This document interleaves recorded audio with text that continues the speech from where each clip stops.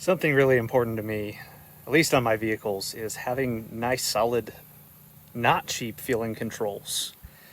And I wanted to share a set that we got from my wife's R3 that, I'm really happy with.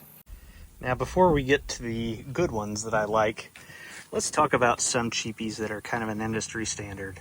There is really nothing wrong with this style. You can get them for almost every bike. We have this on our Z125. P.S. If you know of a good high quality lever for the Z125, drop it in the comments. I'd like to upgrade these at some point. These work. They've got like an M3 screw that kind of holds this whole assembly together. It just feels a little more flimsy and a little cheaper than I really like. There is a kind of a cam on the inside that lets you adjust roughly how far out the bar sets, and it's pretty broad in terms of adjustment. That works. This has been a great modification to this bike still, but when it comes to your wife and something that she's going to be riding every day, you want it a little bit nicer than that if you can. I found this set of levers on Amazon. It was a brand Mowok, I think, M-O-W-O-K. I'm very happy with them. The machining on it is very nice. It's made out of aluminum. There's a nice profile to the lever. It's not bulky. It actually feels really nice in your hand. The adjustment screw is very granular in terms of how much movement you get as you adjust it, and it has a significant amount of adjustability.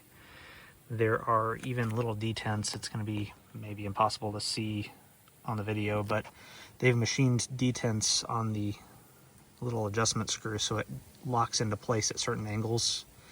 There is also on the bottom an Allen head if you want to permanently kind of secure whatever adjustment you put into this bike. To stop or set whatever angle you want to set this at, instead of having an adjustment cam, there's a little lever that this little adjustment screw presses down on. Overall, love it.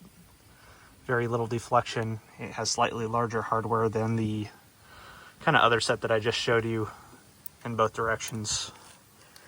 Install was easy, maybe 10-15 minutes. Nothing bad at all. Definitely thumbs up on this one. I wanted to share one additional note. Maybe you're smarter than me and this is common sense or obvious to you, but if you didn't think about this or think through this like I didn't, it might be worth talking about. This is my wife's bike, and I kind of wanted her to have a reliable brake, and that gave me some hesitancy to change out her lever with something aftermarket, because anytime you do take out some travel, you lose some braking pressure there. And for me, who has worked on cars for years, it's very easy for me to pull this in all the way to the throttle. What I didn't realize was in my thought process that if I put a adjustable brake lever on there, my wife's not going to have as much braking pressure or braking force. Well, what we figured out is she wasn't able to pull it in all the way with her grip strength anyway. So